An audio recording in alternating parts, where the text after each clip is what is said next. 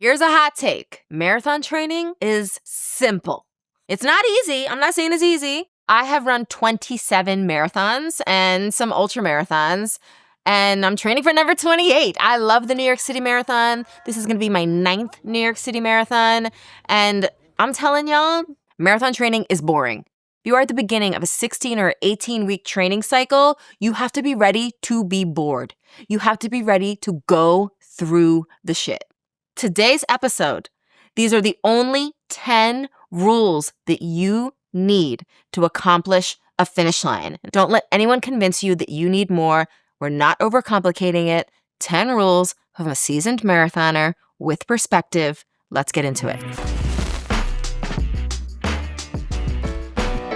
Number 1, train for the finish line, not for Strava or IG or TikTok. Easy days should actually be easy. Stop racing your training. Most runners spend too much time in the gray zone that is actually not benefiting you. So the gray zone is generally when you're working too hard for it to really feel easy. So that's generally, if you're talking about 5 training zones, from a heart rate perspective, gray zone is going to be zone 3. You're putting in work. It's going to feel hard. It's going to feel fatiguing, but you're not actually changing the mitochondrial density in the same way that a zone 2 truly easy run would do. And then, of course, you're also fatiguing your body in a way that isn't necessarily moving the needle for endurance purposes. All right. So easy days easy, hard days hard. You've heard me say that time and again, and it still applies in the endurance context, if not even more. And chasing adaptation is respecting the long run, of course, respecting the tempo work or the hill work or the speed work that you're doing once, maybe twice a week for my more experienced runners. Then but the base of that pyramid is just repetitive, easy miles. Like, I'm approaching this training cycle almost as a newbie. Like, I'm not getting past times in my head. I'm not getting too big for my britches. I'm just looking at my plan and I'm saying, okay, if it's easy, it's this. And if it's speed work, it's this. And if it's long run, it's this.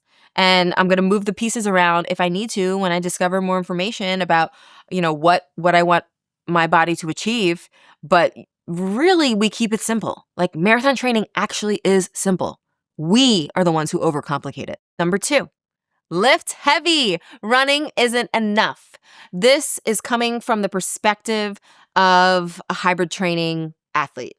All right. So I have not run a marathon in 5 years. My daughter was 9 months old when I ran my last New York City marathon. And over those 5 years, I've realized that strength isn't optional, especially as we age. Strong glutes, hips, calves, and core are your insurance policy to stay injury-free. You don't have to choose between being strong and being an endurance athlete. I have seen it again and again. Strength training has made me a better marathoner, not just a stronger lifter. So I think my perspective going into this cycle, having taken myself out of the running world, is, listen, I'm going to give it to y'all straight. For my first 20 or so marathons, I was in that marathon echo chamber. I wrote a book, Shut Up and Run, about running. It was a New York Times bestseller, and then we re-released it because it did so well. So listen, I respect the running community. I love the running community. But I think that and by the way, lots of fitness communities have this echo chamber. High Rocks absolutely does. CrossFit does. We all do it. Peloton does. We all do it. But when you're only in that community talking about the thing, now specifically running, with runners, only about marathons, you start to lose perspective of other ways to train that might actually be helpful and keep you injury-free. And I think lifting is one of them. If you are listening to Project Swagger and you consider yourself a runner with a capital R, and maybe you're an elite athlete and you're competitive, you have your own way. You have a coach. If you're going for Olympic trials, listen, baby, you have your own plan.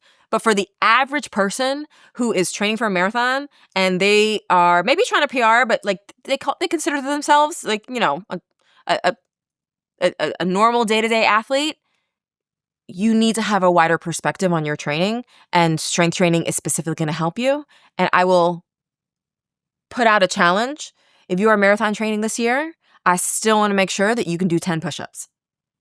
Baby, body weight. Don't tell me, don't give it. It's body weight. You still better be able to do a push-up. Number 3, fuel before you're hungry. The long run starts the night before. Don't save calories. Carbs are performance. Number 4, recovery is a performance enhancer. I think we know this by now, right? We're going to respect recovery like it's a workout. Sleep, mobility, hydration, protein, and walking all count. This is where adaptation happens. This is where we're growing our aerobic base, which is going to inform how well we cross that finish line injury-free and proud as hell for running 26.2 miles. Number 5, consistency beats hero workouts.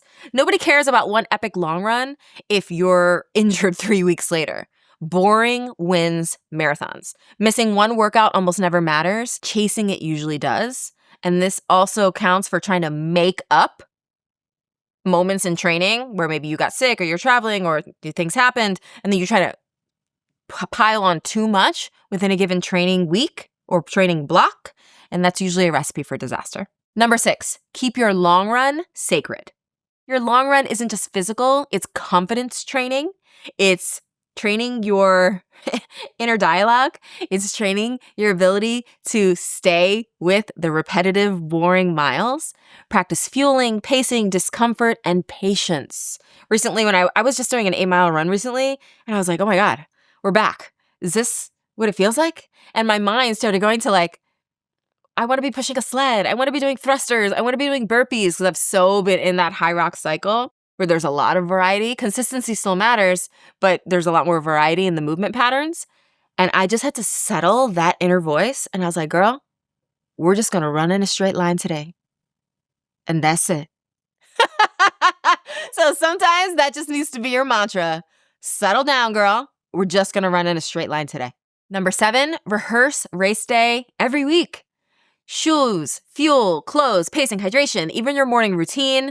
Eliminate decisions before race day. And by the way, give yourself permission to change your mind. It's been a number of years since I've run a marathon.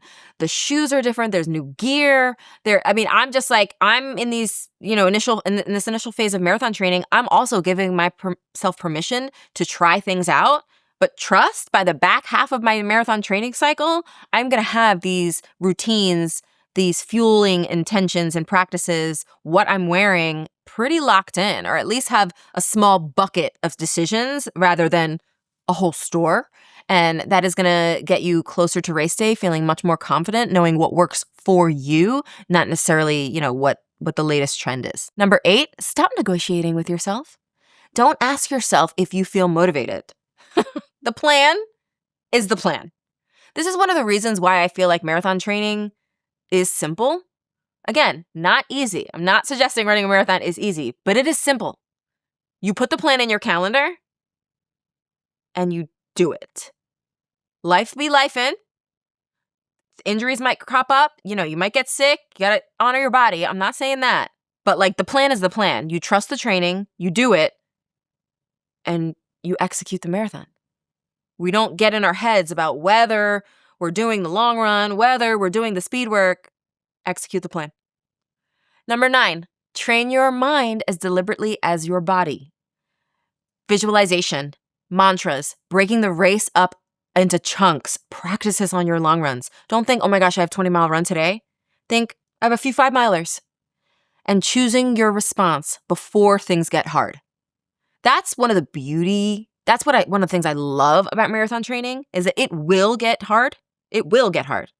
So what are you going to tell yourself when it does get hard? And the difficulty of marathons is so interesting because I find that it's subtler. I think that it's like a slow burn, and then all of a sudden you're in it and you're in the shit and you're like, oh, I'm here. So expect to be there. And then how are you going to talk to yourself when you are? Number 10, define success before race day. If success is only a PR, you're missing everything else. I love a goal-oriented plan. If you're gunning for that time, if you're gunning for that sub 4 or that BQ or, whatever it is, of course, that is incredible. But it's the process and the plan that is going to get you there. And I love the idea that we can fall in love with who we're becoming along the way, even if that PR doesn't happen. So success can be executing your plan, racing bravely, finishing healthily, learning something, becoming stronger than the process. And then, side bonus, obviously, we're all going to take the PR. But if it only becomes about the PR, we're actually giving away the thing that we can control. Because you don't know, it might be 20 degrees hotter that day. It might be 20 degrees colder. It might be slippery. It might be rainy. You don't know what the environment is necessarily going to provide for you. And it might not be PR conditions. Doesn't mean you don't train as if that's what you're going for, but it's got to be about something more than that. Let's get to some questions, y'all. Hi, Robin. This is Shuli. My question is, I've been struggling with perimenopause and sleep. So when I don't get enough sleep, and I'm talking like anywhere between, I'm lucky if I get 3 to 6 hours, is it counterproductive to actually try to force your body to do a workout? Thank you. 3 is, girl, I hear you. That is so tough. I think 3 is a number where if it were one time, I would see what my body can do. But if it's a pattern and if there are links in the chain, if there's if these are links of 3 to 6 hour nights, give yourself grace. This is, to be honest, the last time I experienced this, it would have been my postpartum period. And that was when I just went body weight, walks, hikes, maybe a little core work, maybe a little, and maybe a push-up, maybe some air squats, and you just see how the body is responding to that. This is not when you are loading up really heavy weight. It's not when you're trying to do the speed work or the HIIT thing. That's when you really approach movement with kindness. I still think movement is possible, and you might even be able to regain a little bit of energy, but your 3 to 6 hours is not optimal. I mean, I know you're calling in and you know that. But linking it to a movement practice that feels kind is, frankly, the kindest thing that you can do for your body. So I think that's a super personal question of like what feels kind.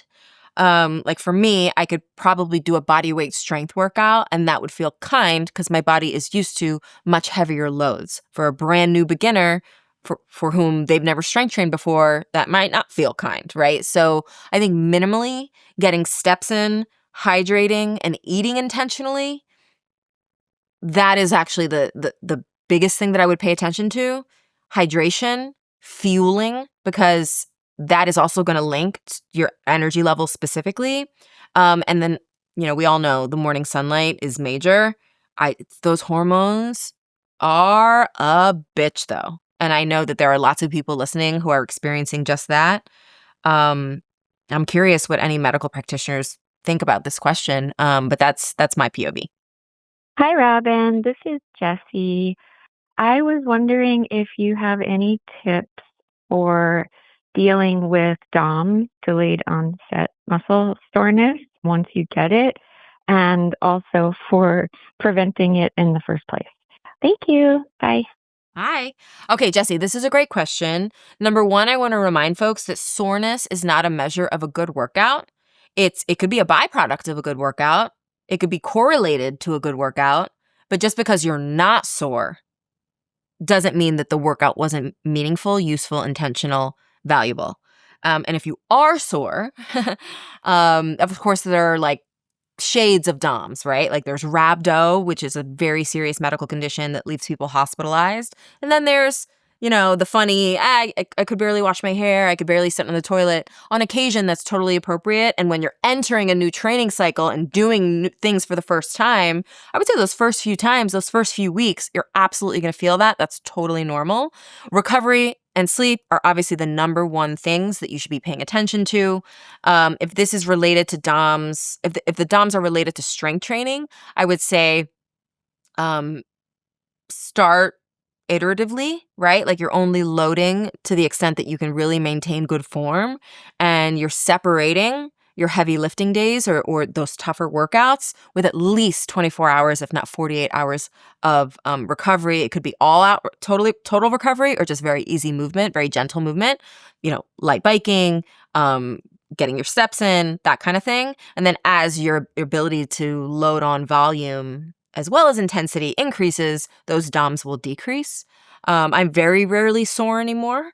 I might get like a little bit of glute soreness or a little bit of, but like not super, super sore anymore. And it's because my body is very used to those movement patterns, even though I'm loading them at, anywhere from 70 to sometimes 95% of my capabilities. The other thing is I found beetroot powder to really help with soreness. I'm actually going to mention this. Maybe I'll mention it early in the edit, but there's a drink called POST by Transparent Labs. And it has, I believe, beet or cherry juice powder in it. Has creatine, it has magnesium. Magnesium is amazing for soreness. So make sure that you are taking, and it's great for sleep. So make sure that you're getting high quality magnesium at night. I take magnesium in the morning and at night, but and two different types of magnesium. I forget like which ones, but like one's good for focus and alertness, and the other one is good for sleep and recovery. And I don't miss a night. I'm AM, PM, magnesium, but I like this post drink because it's replenishing some of the electrolytes and the micronutrients that we're losing in workouts, but then also, great for our regenerative muscles. And of course, protein, y'all. We need our protein. We need to make sure that we're repairing the muscles that we're breaking down and adequately eating enough. This isn't talked about enough. We need to eat enough, literally enough calories to repair your body. There's a lot of talk about the protein conversation, but if you're suboptimal on your overall calories for the output that you're expecting of your body, it doesn't have enough nutrients. It doesn't matter whether it's protein or not. It doesn't have enough nutrients to get all those systems going for that repair cascade to effectively or optimally be achieved. So good luck. For the edit this week, I'm staying on theme. I'm breaking down my running essentials. Number one, shoes. I'm not going to recommend to you specific running shoes because every individual is different, especially with the advent of all these fancy running shoes. I recommend that you go to a local running store and get fitted and get recovery shoes with a wide toe box, like Noble slides or something that allows your feet to breathe and your toe bed to sit widely. Whatever you're going to run in, whether it's narrow, whether it's wide, whether it's, barefoot, whether it's cushy, that's your personal choice based on your running, cadence. But non-negotiable is during recovery days, letting your feet breathe. And I actually, I guess adjacent to the running shoe thing would be, I have a foot roller that like in the morning when I take my vitamins, I'll just spend a few minutes rolling each of my feet. And I historically have had pretty bad a recurring plantar fasciitis, and that has helped. Giving my calves some love and then giving the arches of my feet some love just to, because we're in shoes all day. Number two, a flip running belt. I got mine on Amazon. I have like 5 versions that I've had over the years. They're pretty durable, and that is what I run with my gels and my phone. I always have my phone with me because it serves as a medical device, so that helps keep my phone in there without jostling around. Number 3, a running vest sized for you, specifically for the women out there. You want a running vest that is not going to move around in any way. It's going to obviously have room for your chest and not going to chafe you. So I found one from Lululemon that I like, that it fits pretty snugly. I got a small medium. I think it's black, but it allows for, I don't like the running vests that have room for so much water volume. Like I would rather carry less water and have to stop and refill it than be like, running like I'm going to run, a 50-mile ultra marathon and have to carry a gallon of water with me or something. So I like that it was like snug, doesn't move around, and it has just enough room for like gel packets and a little bit of water, maybe like 10 ounces of water that I would plan to refill, to the extent that I'm going to be gone for hours. Number 4, speaking of chafing, Body Glide. And this isn't just, inner arms, underneath. It's like underneath your breasts, underneath, in between your thighs, like behind your heels. Like I'm just like a slick like a Body Glide Slick in the summer because I'm not taking any chances with chafing. Number 5, I really like Huma gels. They personally work for me. They've got some chia in them, so a little bit of fiber. If you're not used to fiber, that might not be your vibe. I also like Energy Chews by Scratch. I like the Honey Stinger waffles. There are literally hundreds of marathon fueling concoctions. Just find the one that works for you, and by all means, try it repeatedly in training, repeatedly during your long runs. Number 6, of course, we need electrolytes. Element is my favorite that has salt. And then I also like Mortal. Number 7, I mentioned this in my recent Q&A, Post Drink Mix by Transparent Labs. I really like that concoction for after really any workout, but especially after a run. Number 8, I like Gooder sunglasses. I find that they stay on. They're very, very light. They're very light, and they come in fun colors. And number 9, a foam roller, a muscle gun. Of course, your recovery is going to be super critical during this time. And finding a practice for your mobility, for your recovery that you can do consistently. You might buy every recovery tool under the sun, but if you never use it and it sits in a box in I know, you're feeling attacked. If it just sits in a box, underneath in your gym or underneath your couch, you're not gonna get the benefits of it. So find the 1 or 2 things that you think you can consistently do, like rolling out your feet, like your calves, like your quads, to give yourself some love. And then number 10, Peloton outdoor app and the Peloton tread. I know I'm biased. But I gotta plug it because the run you get done, the run that you enjoy, the run that you do consistently is the marathon that you are able to execute with more confidence. And I found that I really have been loving my teammates' outdoor runs to give me some company when I'm out there logging my miles, and including really long runs. Like Peloton has 120-minute runs to keep you company. And the Peloton tread, I have done my speed work almost exclusively on the Peloton tread for the last 5 years, and I'm not going back. It's so efficient. It's so cushy.